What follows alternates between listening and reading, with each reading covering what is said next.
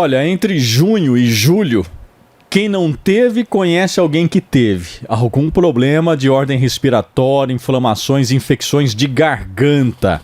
E por isso a gente convidou a doutora Maria Dantas, que é otorrinolaringologista do Hospital do Servidor Público Estadual. É uma especialista no assunto e vai poder nos esclarecer como a mudança do tempo afeta na ocorrência de doenças respiratórias, um assunto extremamente importante. Dor de garganta, rouquidão, e a gente não sabe, né, de onde vem e o que fazer.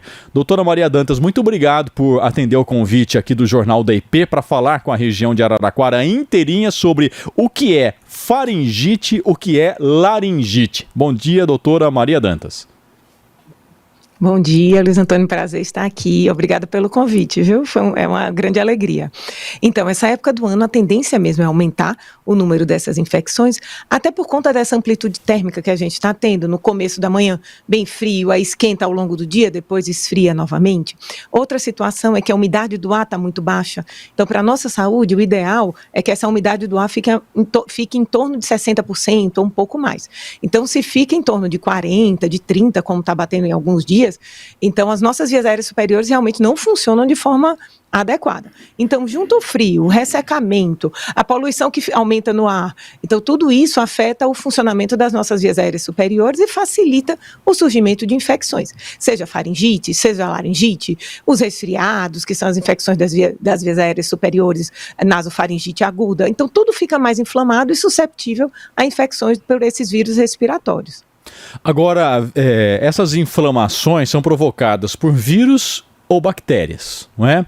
Qual que é a relação que tem com a temperatura, né? Não é a temperatura que provoca isso. Qual que é essa relação? Para esclarecer de uma vez por todas, doutora. Exatamente. No frio, a gente tende a ficar em locais mais fechados, menos arejados, e a circulação viral aumenta, porque se você está num ambiente mais fechado, se uma pessoa está resfriada, a chance das outras pessoas entrarem em contato com esses vírus aumenta muito.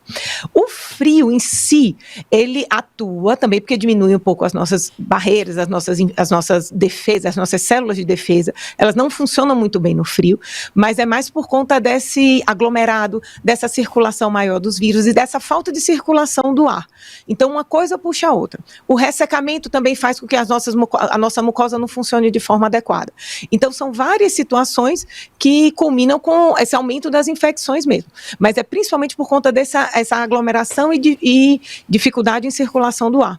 Então, os vírus, eles circulam mais nessa época do ano e nesses ambientes fechados. Então, por isso que a gente até sugere, assim, se você conseguir, em algum momento do dia, deixar a janela aberta para o ar circular, manter-se em ambientes mais abertos, isso ajuda também. Madalena, você experimentou isso essa semana? Eu ia perguntar para a doutora, porque quase que eu deixei de vir trabalhar aqui, porque eu falei, eu estou com gripe, eu não vou passar para o pessoal. Agora, como é que eu posso, doutora, definir o que é uma gripe, o que é uma... faringite, laringite? Uma reação alérgica? Uma reação alérgica, né? Porque, no fundo, depois descobriu que eu estava com uma reação alérgica por causa do pó, por causa da fumaça, tal, que é muito intensa aqui na região. Então, quer dizer, tapa o nariz, começa a escorrer, né, dá um mal-estar total e não tinha nada de gripe, né, não tinha nada de vírus, nada disso. Né? Como é que eu defino uma situação como essa rapidinho? Tem condições de decidir rapidamente ou não? Tem que esperar 1, 2, 3 dias para decidir se é uma reação alérgica ou uma gripe? Normalmente, quando é reação alérgica, tem algum fator desencadeante, como você comentou, Madalena. Então, às vezes, é uma exposição a pó, ou então quem é alérgico a gato, cachorro, você teve contato com aquele alérgeno, então vai desencadear o quadro de alergia. Para ser infecção viral e bacteriana, normalmente você vai ter uma certa prostração, dor no corpo, mal-estar, às vezes uma febrezinha mais baixa. São sinais infecciosos. Mas, às vezes, é difícil diferenciar mesmo. E, muitas vezes, bactéria é mais intenso, é menos frequente, então a grande maioria dos quadros, quando é infeccioso, é viral.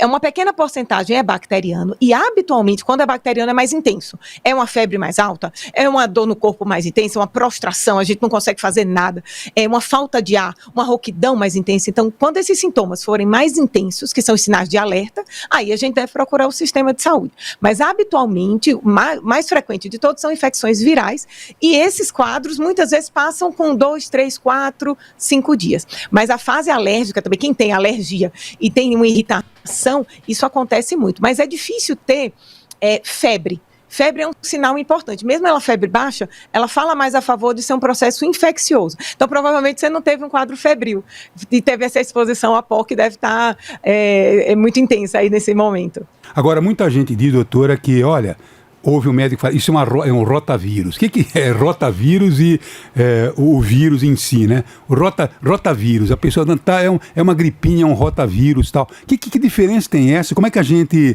analisa uma questão como essa? Então, a grande maioria das infecções, as infecções de vias aéreas superiores, elas são causadas por vírus respiratórios. Então, entra o rotavírus também, mas o rotavírus às vezes dá problemas gastrointestinais, mas pode dar sintomas de vias aéreas superiores também. Habitualmente, esses vírus respiratórios, aí tem vários nomes: rinovírus, adenovírus, sincicial respiratório, influenza, o coronavírus antigo, o coronavírus novo. Então, são vários vírus que podem dar essas infecções de vias aéreas superiores. E, normalmente, são quadros mais leves. São os resfriados comuns, que a gente chama. Mas tem os quadros gripais. Normalmente a gripe é causada pela influenza A, influenza B, o novo coronavírus. Então são quadros mais intensos. Então tem aqueles quadros mais leves e tem aqueles quadros mais intensos que aí realmente precisam de uma atenção maior, às vezes uma medicação mais importante, às vezes precisa, se for bacteriano, que a diferença principalmente é essa, de viral e bacteriano. Se for bacteriano, vai precisar de um antibiótico. Mas para essa definição vai depender do quadro clínico e aí precisa ter uma avaliação médica mesmo. Mas a grande maioria dos quadros, Madalena, é de infecções virais, são esses vírus respiratórios que circulam muito nessa época do ano.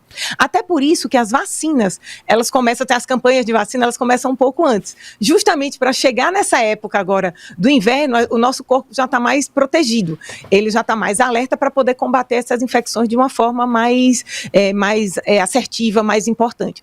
Então a vacina, a grande vantagem dela também é a gente evitar os quadros mais graves. Então, esses quadros gripais, de pneumonia, quadros mais intensos, a vacina, muitas vezes, ela consegue prevenir ou fazer com que aquilo passe mais suavemente.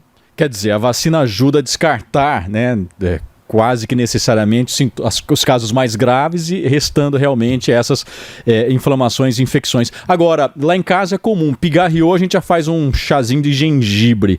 É mito ou isso ajuda? Chás de modo geral. E mais grave ainda, doutora, muitas pessoas, tem um xarope aqui que eu tomei no ano passado, a Gabi me indicou aqui um xarope. Chás, xaropes, isso aí ajuda a prevenir os sintomas e a diminuir os sintomas dessas infecções? Isso, os xaropes, não sendo medicamentos, sendo eles mais à base de mel, de outras substâncias que podem fazer uma camadinha protetora nas vias aéreas. Isso ajuda, o mel ajuda, chazinho, aquele chá que a nossa vovó prepara, porque deixa quentinha. Então, o quentinho ajuda as nossas defesas. O frio, realmente, ele pode facilitar o surgimento das infecções, no sentido que diminui as nossas defesas. A infecção é causada ou por vírus ou por bactérias, mas ele pode realmente diminuir as nossas defesas nessa região das vias aéreas superiores. Então, o quentinho do chá, ele vai ajudar. Outra coisa também super importante é manter a hidratação, manter nossas vias aéreas hidratadas, tomar bastante líquido. O chá também entra nessa fase aí da hidratação, tomar bastante líquido, água, um pouquinho de suco, um chazinho, mais água de coco, tudo que mantém nossa via aérea e o nosso corpo hidratado, ele vai ajudar. Porque a nossa mucosa funciona melhor, funcionando melhor, as nossas defesas funcionam melhor. Então, habitualmente, a gente quer uma coisa, né, que resolva. Mas, normalmente, é um conjunto de situações que vão ajudar. Do mesmo jeito que várias situações atrapalham nessa época do ano, essa variação de temperatura, que é a amplitude térmica, a umidade baixa, o frio e depois está quente, e aí depois está frio de novo, isso tudo atrapalha. Aí, o que pode ajudar? A hidratação. Então tomar bastante líquido, como se fosse remédio mesmo. Os chazinhos ajudam, o xaropinho à base de mel também pode ajudar, só cuidado que nessa amplitude aí de xarope entra os remédios também. Então, algum sintomático, um analgésico, podem ajudar. Manter um certo repouso, se a gente conseguir, é claro, manter um certo repouso e manter a nossa saúde da melhor forma possível, se alimentar bem, dormir bem, exercício físico, isso tudo entra nesse grupo de coisas que a gente pode fazer para prevenir. Da hidratação, além de tomar líquido, a gente pode hidratar nossas vias aéreas superiores de que forma? Lavando o nariz com soro. Então, essa lavagem nasal, se ela for feita de forma diária, a depender da situação, mas se ela for feita de forma diária, de forma adequada, ela pode prevenir, em alguns casos, 50% a 30% dos quadros de infecções de vias aéreas superiores. Então, nesse sentido, do que a gente pode fazer para melhorar, a lavagem nasal também ajuda bastante, sendo feita de forma adequada, claro. Agora, só para encerrar essa questão da sessão vó, né, porque as avós que falam em chazinho e tal, eu perguntaria para a senhora, por exemplo, a minha mulher, quando meus netos vão sair, fala assim, não esqueça a blusinha, você pode pegar uma gripe, né? Me diga uma coisa, o frio pode dar gripe ou não tem nada disso? É um resfriado e não tem nada a ver, gripe é vírus, né? Então, se ela não encontrar nenhum vírus pelo meio do caminho, ela não vai, por causa do frio, pegar nenhuma gripe, né? Como é que a gente deve orientar as avós que a blusinha é necessária, por quê? Então, exatamente. A infecção em si é causada pelo vírus. Mas o que acontece? Se tiver muito frio, as nossas defesas... Foi um trabalho interessante que foi publicado no começo de 2023. Que mostrou que realmente assim, o frio ele pode diminuir as nossas defesas. Então, o frio nessa região do nariz, do pescoço, ele pode diminuir as nossas defesas e facilitar a infecção do vírus. Então, o caminho é um pouco indireto, não é que o frio vai dar a infecção. Como você comentou, se não tiver nenhum vírus no meio do caminho, eu não vou pegar. Mas o frio, ele pode diminuir as nossas defesas. Diminuindo as nossas defesas, se eu encontrar algum vírus aí pelo meio, num ambiente mais fechado, ou seja, numa escola, num ambiente de trabalho, onde eu tiver que entre em contato com esse vírus, então vai encontrar o nosso organismo mais susceptível. Então o frio pode facilitar as infecções das vias aéreas superiores.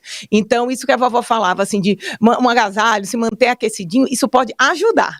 É uma das coisas que ajuda. Do mesmo jeito que a hidratação, o chazinho, então manter a nossa via superior quentinha, ele vai ajudar também nesse sentido. Não é que o frio cause, mas o frio pode facilitar o acontecimento. Vovó tem razão, então, né? Pode se agasalhar, tomar um chazinho que ajuda, não vai atrapalhar, não. Muito obrigado, doutora Maria Dantas, otorrinolaringologista do Hospital do Servidor Público do Estado de São Paulo, falando com a nossa audiência, esbanjando conhecimento e simpatia também. Muito obrigado, doutora Maria Dantas. Eu que agradeço o convite, o prazer estar aqui e um bom dia. Jornal da EBM.